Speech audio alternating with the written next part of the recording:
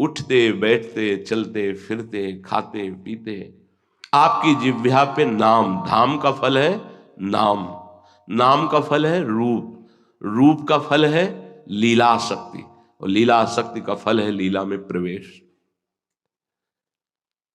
अगर हम नाम जप में रुचि नहीं प्रकट कर पा रहे हैं तो हमें जबरदस्ती जपना है।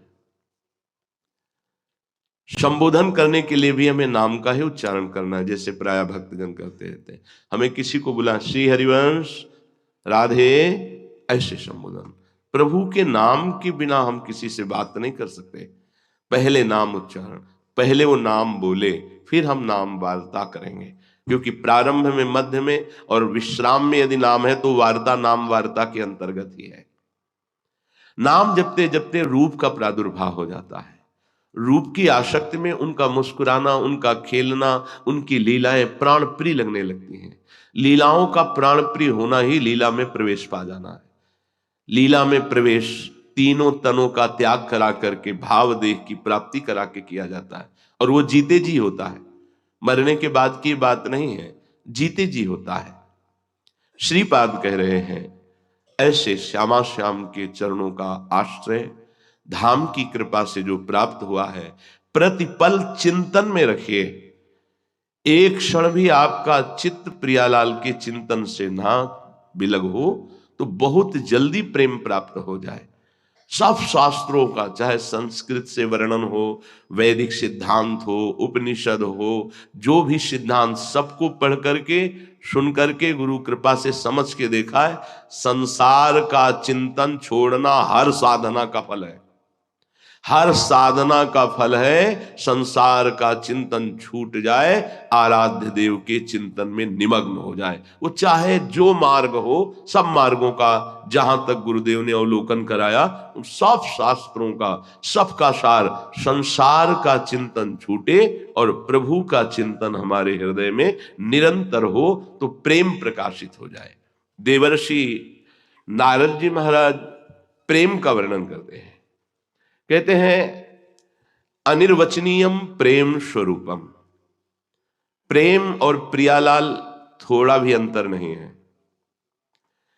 कि प्रेम आ जाएगा तब परमात्मा आएगा, ऐसा नहीं है। परमात्मा स्वरूप प्रेम है, प्रेम आया मतलब प्रियालाल आए। जिसकी वाणी ब्रह्ममयी है वो भी असमर्थ है वाणी के द्वारा प्रेम का वर्णन करने में। ब्रह्ममयी अर्थात जो भगवदाकार वृत्ति को प्राप्त महापुरुष हैं या ब्रह्मबोध संपन्न है, उनकी भी वाणी में सामर्थ्य, मलिन वाणी की तो बात जाने दो, उनकी भी वाणी में सामर्थ्य नहीं कि प्रेम का वर्णन कर सके। वेद जिस रस को नेति नेति कह करके चुप हो जाता है, उस प्रेम का वर्णन करने में किसकी सामर्थ्य हो सकती है? संसार में अगर कहीं किसी वाणी ग्रंथ में वर्णन है तो प्रेम दशा का वर्णन है, प्रेम की बाहरी लक्षणों का वर्णन है, प्रेम का नहीं है। अनिर्वचनीयम प्रेम स्वरूपम। ये जितने भी विषयानंद, भगवदानंद, ब्रह्मानंद, विषयानंद से लेकर ये सब भगवदानंद, अद्भुत अद्भुत आनंद, ये सब फीके पड़ जाते हैं। एकमात्र प्यारी जो और प्यारे जो, एकमात्र इनकी सेवा, इनकी मुस्कान, इनका दुलार, बस कह रहे कि रहत मगन और रस सजनी, और न कछु सुहाय तिनको जुगल सेवा सुख पगी, निशिदेव से जानत नाही सजनी, एक रस भींजी रहे। एक रस प्रिया प्रीतम में, ये एक रस प्राप्त करने के लिए ही हमको श्री जी ने वर्ण किया है अपने दास के रूप में। ये जो दास रस दिया है ये एक रस के लिए उन्होंने वर्ण किया। हमारी सामर्थ्य नहीं कि इस पंक्ति में हम खड़े हो जाएं, लायक नहीं कि श्री जी की सेवा की पंक्ति में खड़े हो जाएं, उन्होंने वर्ण किया है। अब ये आंखें केवल उन्हीं के ऊपर लगी रहनी चाहिए। कह रहे कि घटत विषय तृष्णा सब घट की, कोई भी वासना हृदय में नहीं रह जाती। ज्ञान के मार्ग में ये देखा गया कि जब तक गाढ़ आत्मबोध की अवस्था नहीं होती तब तक अहंकार मिटने पर फिर ये जग जाता है। अहंकार मिटा, फिर विषय संग हुआ तो फिर ये स्फुरित हो गया।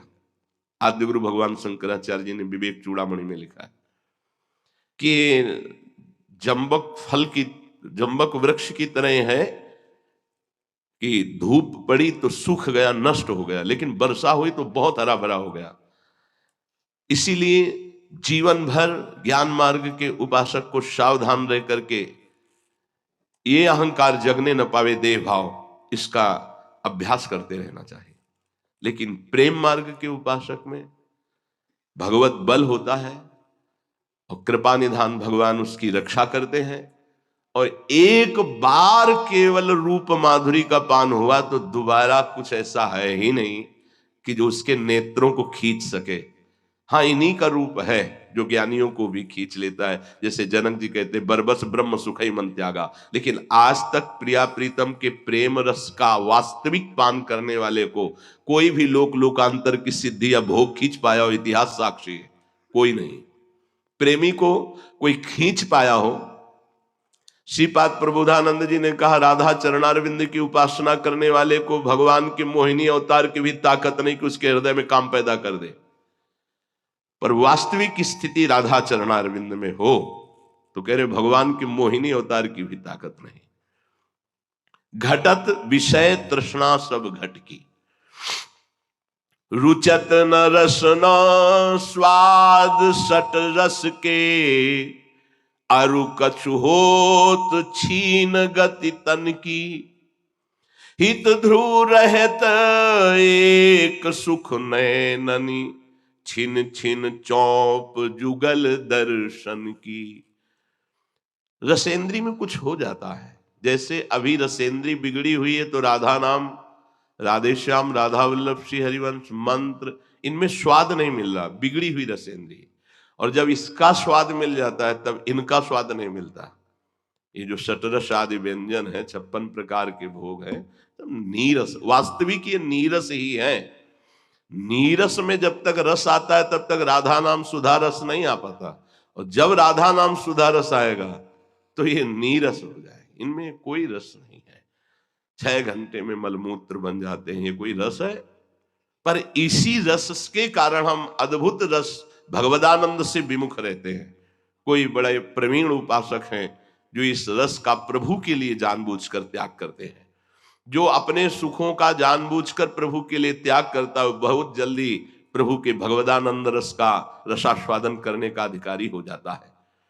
बोले अब उसके एक ही चाह रहती, प्रतिपल अपने प्रिया प्रीतम की समीपता और उनको नेत्र भर के देखते रहना। श्री ध्रुवदास जी वर्णन करते हैं, जेहि उर उपजो प्रेम रस, सो नित रहत उदास, भूल्यो हसिबो खेलिबो, खान पान सुख बास। जिसके हृदय में गुरु कृपा से प्राप्त उपासना पद्धति के प्रभाव से प्रेम का स्फुरण होता है, बोले उसमें बदलाव शुरू हो जाता है। चेहरे पे उदासी रहती है, एक खिन्न रहता है।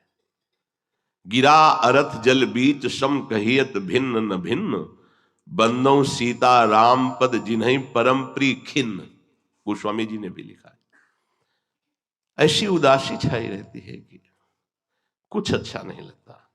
जेहि उर उपजो प्रेम रस, सो नित रहत उदास, भूल्यो हसिबो खेलिबो, खान पान सुखवास।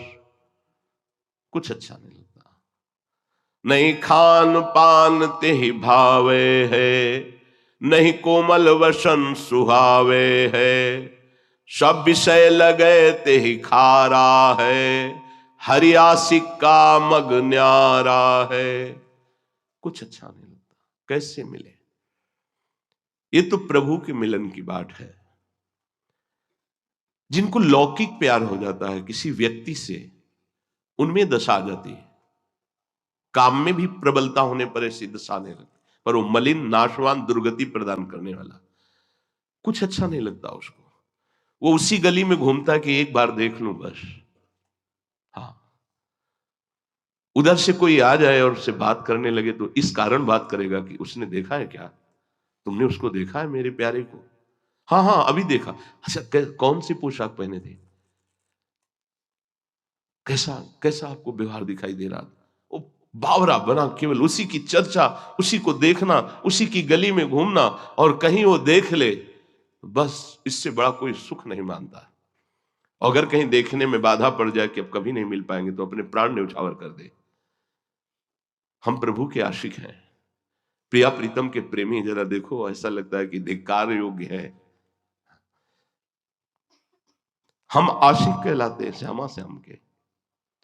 हमको सुख मिलता है भोजन में, भोगों में, खान पान विश्राम हमको अच्छा लगता है, हमें जीने की इच्छा है, हमें बड़ा मनोरंजन लगता है संसार। कैसे हम प्रेमी हैं प्रभु के? केवल बकवास। प्रभु के प्रेमी और हृदय तुम्हारा दाह से युक्त नहीं हुआ, अभी उनको देखा नहीं, उनसे मिले नहीं, तुम्हें चैन से भरपेट भोजन अच्छा लगता है, तुम पैर पसार करके बहुत समय तक सो लेते हो, तुम्हें दूसरे से बात करना अच्छा लगता है, तुम्हें हंसना अच्छा लगता है, खेलना अच्छा लगता है, विषय भोग अच्छे लगते हैं, तो प्रेम की बात केवल करते हो, प्रेम नहीं है। बहुत ये इतनी ऊंचाई प्रेम की है कि सब ऋषि मुनि, शनकादि महात्मा, उद्धव आदि गोपी जनों की चरण रज की वंदना क्यों करते हैं? इसीलिए करते हैं, प्रेम। गोपी जनों को प्रेम की ध्वजा कहा गया है। हमारी प्यारी जू की चरण नख कांति का जो प्रकाश पड़ा, तो गोपी जनों के हृदय में प्रेम प्रकाशित हुआ, जो लालजू को प्रेम अधीन कर लिया। यत पाद पद्म नक्ष चंद्र मणि छटाया विस्फुजितम किमपि गोप वधुष्वदर्श। उन्हीं प्रियाजू का हम आश्रय लिए, हमारा हृदय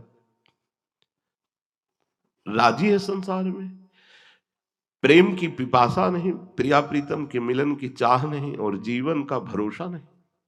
बट कैसे तुम्हें चैन आता है? जीवन का भरोसा नहीं, कब रुक जाए श्वास, फिर किस योनि में जाएंगे, फिर क्या आराधना बन पाएगी, फिर क्या, फिर तो जेल है जेल, जैसे चलाया जाएगा वैसे चल पाएंगे। अभी जैसे चलना चाहो आपको छूट है, चल सकते हो, मनुष्य देह है। भूल्यो हसिबो खेलिबो खान पान सुखवास।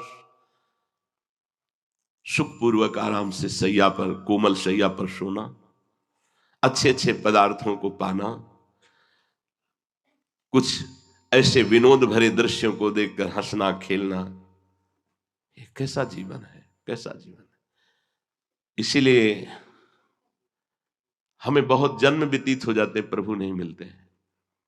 हम कभी किसी भगवत प्रेमी महात्मा को अपना मन देकर उनके अनुसार नहीं चल पाते, हम अपने मन के अनुसार चलते हैं। किस खेल में? भूले हंसिबो खेलिबो। कृपा प्रारंभ होती और ठुकरा दी जाती है। जब आगे बढ़कर प्रथम सोपान पर कदम रखा, तो ममता ने ऐसा चाबुक मारा कि घसीट करके फिर फिसल कर वहीं खड़े। वही वही संसारिकता दिखाई देती है। ये खेल रहे हो, कितने दिन बाद खेलोगे? कितने दिन तुम्हारी जवानी, कितने दिन तुम्हारा ये बावरापन रहेगा? मिट्टी में मिला देगी ये माया। होश में कुछ दिन रो लोगे श्री जी के लिए, तो सदा के लिए श्री जी को प्राप्त हो जाओगे। कुछ दिन हंसोगे संसार के खेलों में, तो जिंदगी भर रोना पड़ेगा। हमारी बात मान लो, यहां बड़े बड़ों को मिट्टी में मिला देती है माया, बड़े बड़ों को। ये जिंदगी तुम्हारी स्वतंत्र नहीं है, ईश्वर और काल माया के अधीन है। कर्म काल स्वभाव गुण, इससे मुक्त होने के लिए तुम्हें साधु संग मिला है। तुम दिखावटी मत बनो, असलियत में प्यार करो प्रभु और प्रभु के जनों को। असलियत का प्यार होता है कि अचानक आंख पर आंतरिक दृष्टि जाए तो आप अपनी साधन शैली में लगे दिखाई दें। आपको शरीर स्वस्थ रखना है, 20 मिनट व्यायाम कीजिए नाम जप करते हुए और एकांत हो जाइए, पर्याप्त है। ये बाहर खड़े होकर के आपको चिड़िया खेलना, दौड़ना, भागना, ये नहीं। दौड़ना है तो 2 बजे उठिए और जाइए, 1.25 घंटे में वृंदावन की परिक्रमा लगा करके आइए, धन्यवाद। क्या क्या जीवन का बकवास, क्या जीवन बकवास। तुम्हारे पास पैसा है, तुम अच्छा खा पी रहे हो, ये सब तो तुम वृंदावन में शरीर छोड़ पाओगे? अपराध बन जाएंगे, ऐसे रोग होंगे, भाग जाना पड़ेगा संसार से। संसार में भाग जाना पड़ेगा, फिर संसार से भागना पड़ेगा। मान लो हमारी प्रार्थना, भूलो हंसिबो खेलिबो खान पान सुखवास। हम खेलते हैं तो प्रियाजू के साथ खेलते हैं, है स्थिति प्रियाजू के साथ खेलने की, उन्हीं से बातें करो, उन्हीं से खेलो, उन्हीं के साथ। वो तो तब आएगी जब पहले हर खेल छोड़ो, तब उनके साथ खेल। क्यों छोड़े? हमारा तो जीवन बहुत आनंद से छूटना ही है, होश में। आज नहीं तो कल छूट जाएगा, जबरदस्ती छूट जाएगा। आज छोड़ दोगे तो तुम्हें वो मिलेगा जिसके लिए तुम आए हो, प्रभु का प्रेम, प्रभु का नाम निरंतर जप। नहीं समझ में आता, कैसे समझाए? जैसे कुआं में गिरने जा रहा, दिखाई दे रहा, गिर रहा है, गिर रहा है, पर वो अंगूठा दिखा रहा है, नहीं मानूंगा, नहीं और धम्म से गिर गया। ऐसे ही जो भगवत प्रेमी महात्मा संत जन होते, ए सावधान सावधान। उसको लगता है कि हम में कुछ है तभी हमसे इतना मोह करते। नहीं, वो निर्मम है, उनको मोह नहीं है। वो तुम्हारे मंगल के लिए तुमसे कहते हैं। तुम्हारा अपमान करना, तुम्हें क्लेशित करना, तुम्हें बार बार हृदय में चुभने वाले शब्द कहना, इसीलिए भेजे जाते हैं कि एक बार तुम्हारे अंदर जाग उठे कि अब मैं वो नहीं करूंगा जिसका निषेध हो रहा है, अब मैं वही करूंगा जिसकी आज्ञा हो रही। पर वो मूर्ख हृदय न चेत, चाहे गुरु मिले बिरंच संप, फूले फरे न बेत।